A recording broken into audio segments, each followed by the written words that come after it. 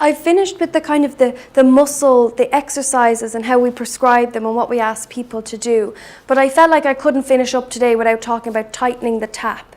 So these are the other, I would never just give exercises to someone without discussing tightening the tap, okay? And tightening the tap are day-to-day cues or other kind of things that you can do for your body that will help with continence as well.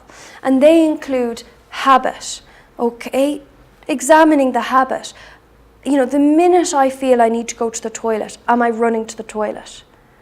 That way, my bladder never gets used to being full again, okay? So you have your catheter after surgery, the bladder doesn't have to fill, and sometimes it gets used to not filling. So the minute you feel, I need to go to the toilet, you're rushing to the toilet, can we break that habit?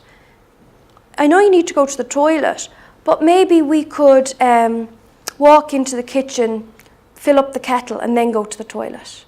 So you're trying to break the habit. You're trying to make the bladder wait a little while, okay? Delay it a little bit. And I know that this might lead to some issues at the start, and if you're wearing pads, it might mean that your pads get wet, but it's just about retraining. It's a muscle program, and you're trying to retrain that bladder that it doesn't have to go to the toilet straight away, okay? The next one is sensitivity. So this is, I feel like I need to go to the toilet and I must go straight away again.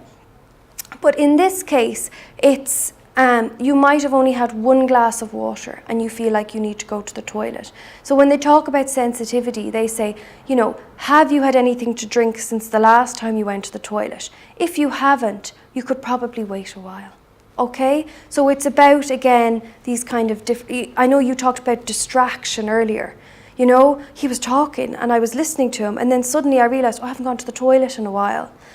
You know, it's a tool to be used with the Kegel exercises. The next one is brain training, and this is what they talk about. I need to go to the toilet. I'm going to sit here. I'm going to do 30 of my Kegel exercises, and then I'm going to go. So the brain actually retrains, contract, contract, try and help the bladder, then go to the toilet. Or the other thing that people do is they do 100 toe crunches or toe curls.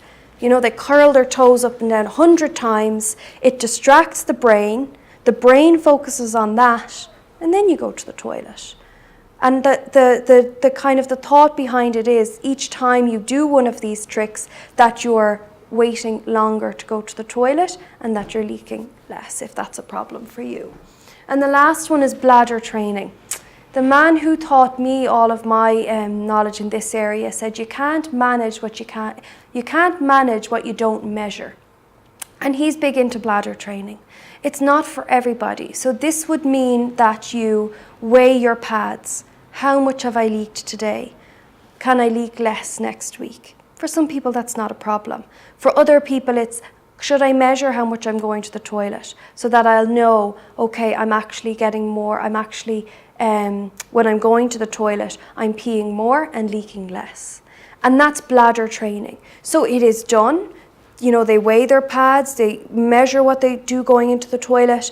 Again, it's not for everybody. Some people won't have the issues around leaking and it won't play as big a part of their day-to-day lives. But I wanted to mention it in case you need any more information on it. And it is done, and it is used as a kind of a management strategy for some men if they're trying to think, how am I doing? Am I getting better with this?